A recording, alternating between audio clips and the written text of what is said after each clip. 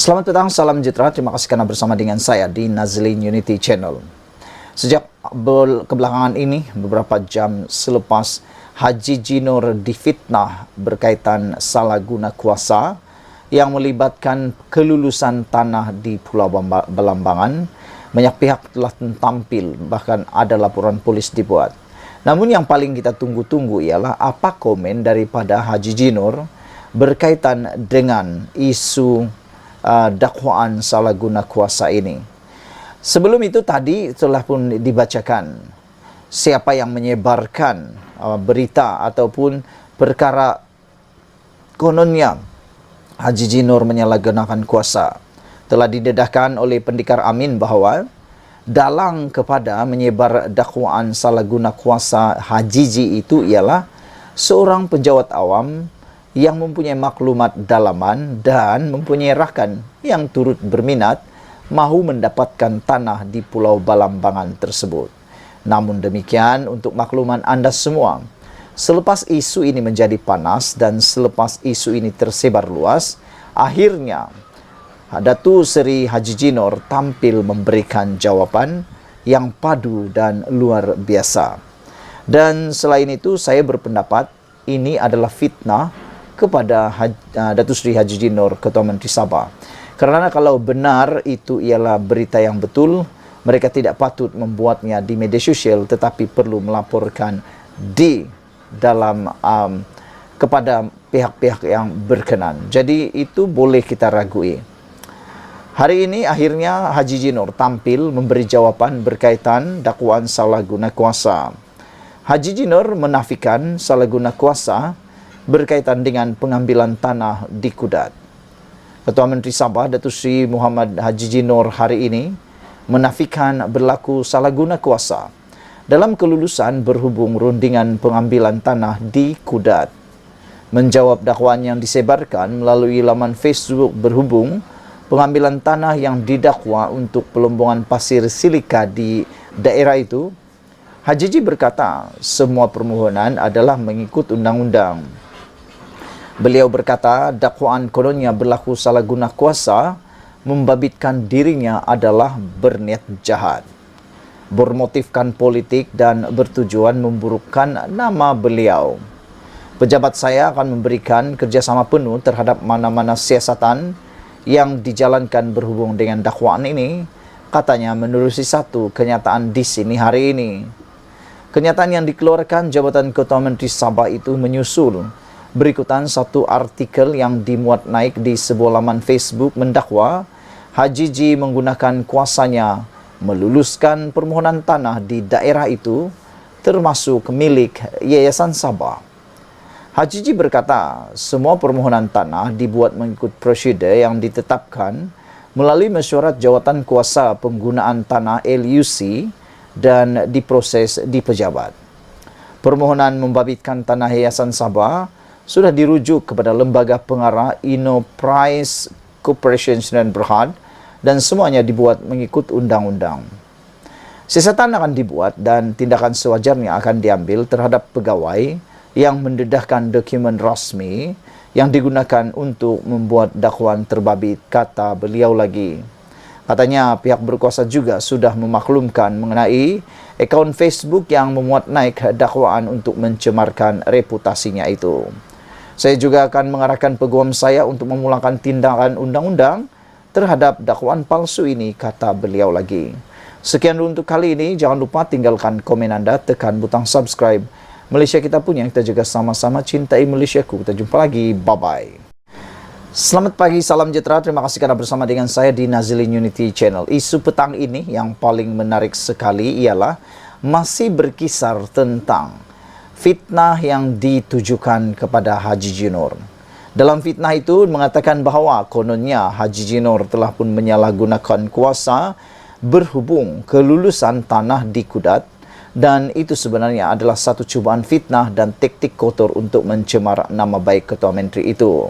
Namun yang paling menarik ialah siapa orang yang menyebarkan berita, siapa orang yang cuba menyebarkan fitnah tersebut. Itu persoalannya, dan petang ini kita nak beritahu kepada anda siapa yang menyebarkan fitnah tersebut dan pastinya ia menarik untuk Anda sebarkan kepada semua orang. Rupa-rupanya penyebar kepada fitnah itu dalang kepada sebar salah guna kuasa tersebut yang dikatakan didakwa fitnah tersebut adalah seorang penjawat awam. Menurut Pendikar Amin, seorang penjawat awam adalah dalang yang menyebarkan dakwaan salah guna kuasa HJJ. Seorang kaki tangan kerajaan yang mengetahui urusan permohonan tanah dikaitkan dengan dakwaan salah guna kuasa membabitkan Ketua Menteri Sabah Datuk Seri Haji Nur dipercayai menjadi dalang yang menyebarkan maklumat itu kepada pihak tertentu. Mendedahkan perkara itu, Timbalan Pengerusi Gabungan Rakyat Sabah GRS Tan Sri Pendikar Amin Mulia berkata, maklumat berkenan kemudian disebar di media sosial sebagai dakwaan salah guna kuasa membabitkan Haji Nur bagi menimbulkan prasangka buruk terhadapnya. Beliau turut mendedahkan bahawa kaki tangan terbabit juga adalah kawan kepada pihak tertentu yang turut mempunyai minat untuk memohon tanah di Pulau Balambangan Kudat itu. Kata beliau, perbuatan kaki tangan terbabit tidak wajar kerana jelas mempunyai niat tertentu dan perlu disiasat bagi mendedahkan kebenaran serta membersihkan nama HJJ daripada tuduhan yang tidak berasas. Bagi saya, laporan polis dibuat sebelum ini adalah wajar. Apa yang saya tahu, maklumat di media sosial itu berkaitan isu ini diperoleh daripada seorang individu yang disebut sebagai kaki tangan kerajaan yang mempunyai maklumat dalaman.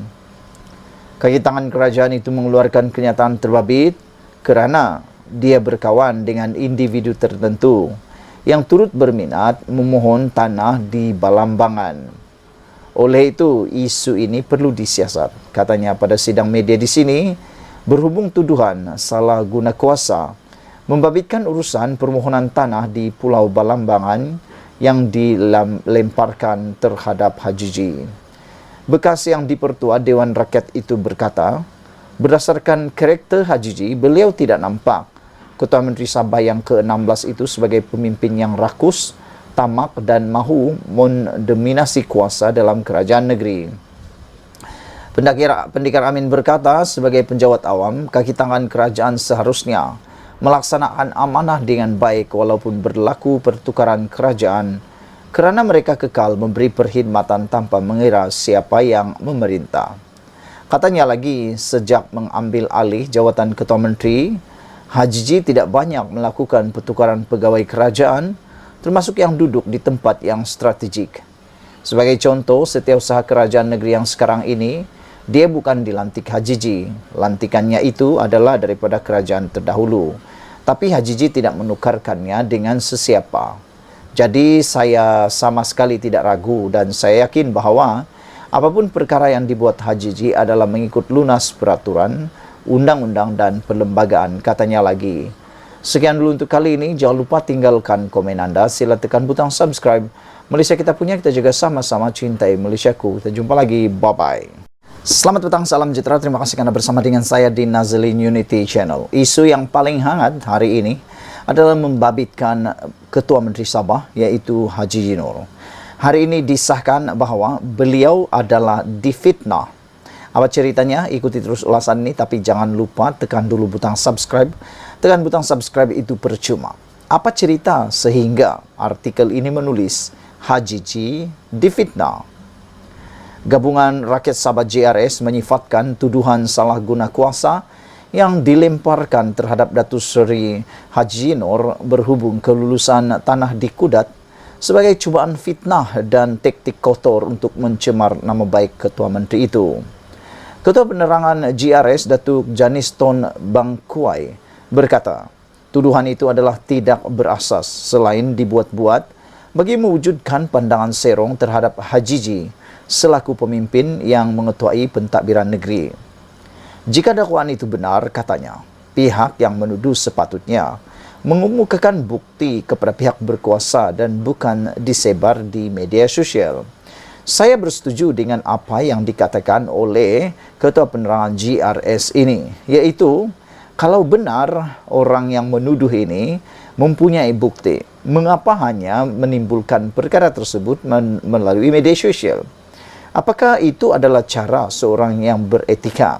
Bahkan tindakan itu seakan-akan takut untuk menyatakan kebenaran. Kalau benar itu mempunyai dokumen, fakta dan sebagainya, pergilah buat laporan sama ada di Balai Polis ataupun di SPRM. Bukankah itu lebih baik dan itu lebih afdol? Dan itu menunjukkan perkara itu bukan dibuat-buat, tetapi dengan tindakan hanya menyebarkan melalui media sosial, perkara itu bolehlah diragui. Apa sebenarnya yang dimaksudkan dengan menyalahgunakan kuasa itu?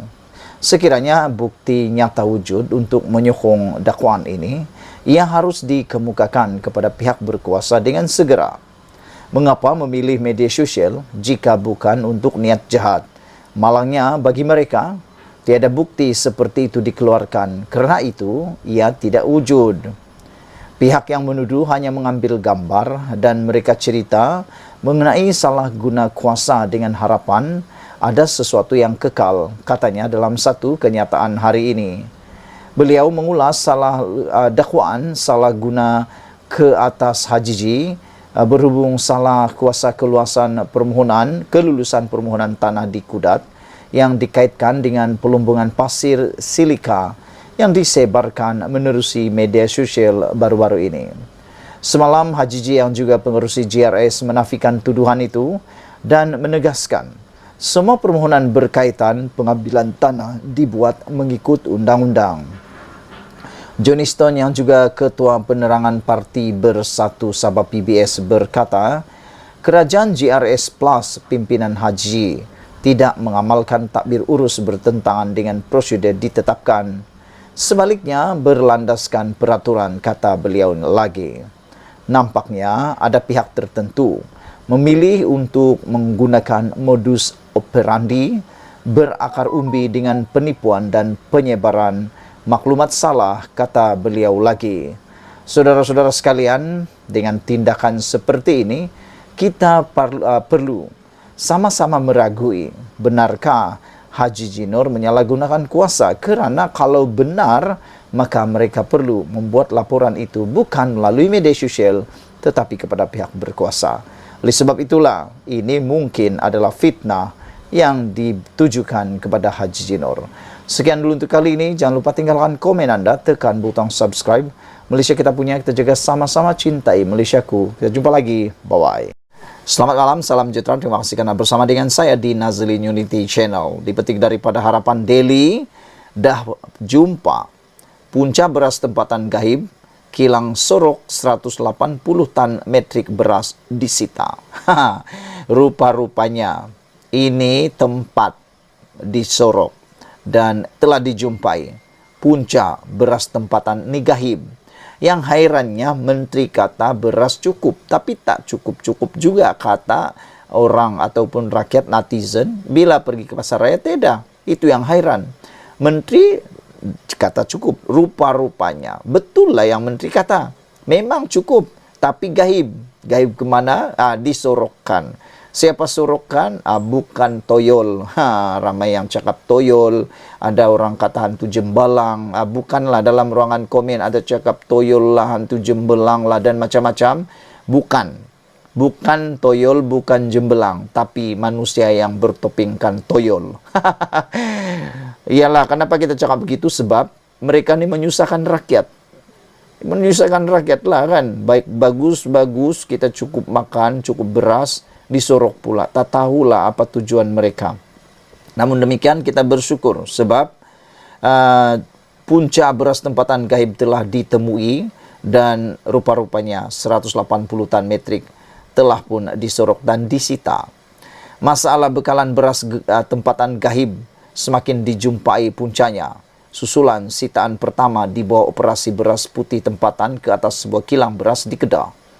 Syarikat kilang itu kena sita dalam Ops BPT semalam selepas disyaki menyorok beras putih tempatan berjumlah 180 tan metrik dianggarkan mencecah 405.000. Menurut Timbalan Menteri Pertanian dan Keterjaminan Makanan Chan Fong Hin, Pemeriksaan ke atas kilang itu mendapati beras bergrade super special tempatan 5% atau beras tempatan putih tempatan di dalam kampit jambu berjumlah 180 tan metrik disorok di gudang yang tidak dinyatakan dalam lesen. Buat masa ini, lokasi dan nama syarikat kilang itu tidak boleh didedahkan supaya tidak mengganggu kesiasatan, kata beliau. Cuma saya dimaklumkan pihak kawal sedia padi dan beras melakukan operasi seperti biasa setiap masa. Pada hari Sabtu yang lalu, KPB juga ada melakukan operasi dan menyita beras di sebuah kilang di sini. Katanya kepada pemberita selepas menyertai operasi pemantauan ke atas sebuah kilang beras di Kedah hari ini. Beliau memaklumkan kes tersebut sedang disiasat di bawah Akta Kawalan Padi dan Beras dan Peraturan-Peraturan Kawalan Padi dan Beras 1996. Sehubungan itu, Chan memberi amaran kepada pihak yang berkaitan agar mematuhi undang-undang yang ditetapkan. Okey, pada pendapat kamulah kan, apa hukuman yang selayaknya diberikan kepada penyorok-penyorok beras ini yang cuba mengaut keuntungan di saat rakyat susah? Anwar sudah beri amaran, Perdana Menteri kita sudah beri amaran. Dia kata sampai ke lubang cacing pun akan dicari. Dia kata awas, Anwar Ibrahim berikan amaran paling keras baru-baru ini kepada orang yang cuba membuatkan beras tidak cukup. Jadi agak-agak hukumannya besar atau tidak, saya rasa hukumannya memang akan sangat berat.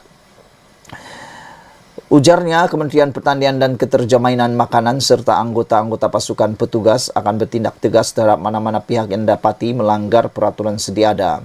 Setakat ini tambahnya, pasukan petugas Ops BPT telah melakukan pemeriksaan ke atas 8 pemborong dan 6 pengilang beras di Kedah. Pemeriksaan itu jelasnya bagi mengesan sebarang kegiatan menyorok beras, menukar kampit dan mencampurkan beras putih tempatan dan beras putih import. Susulan kejayaan sitaan pertama di bawah operasi beras putih tempatan itu, rata-rata rakyat menyambut baik ketegasan pihak kementerian terlibat dan berharap pemeriksaan lebih kerap dilakukan di seluruh negara. Ramai menyifatkan kerajaan yang diterajui Datuk Seri Anwar Ibrahim pada masa ini bersungguh-sungguh memerangi pemborong dan pengilang yang jahat, menyorok bekaran beras, tidak seperti pentadbiran Kerajaan Perikatan Nasional PN. Wah, ini memang pedas. Kenyataan terakhir itu memang sangat pedaslah. Dan untuk makluman kita semua, ada satu jaminan yang terbaik untuk kita bahawa bekalan beras putih tempatan akan pulih dalam tempoh sebulan lagi. Sekian dulu untuk kali ini. Jangan lupa tinggalkan komen anda, tekan butang subscribe. Malaysia kita punya, kita jaga sama-sama cintai Malaysiaku. Bye-bye.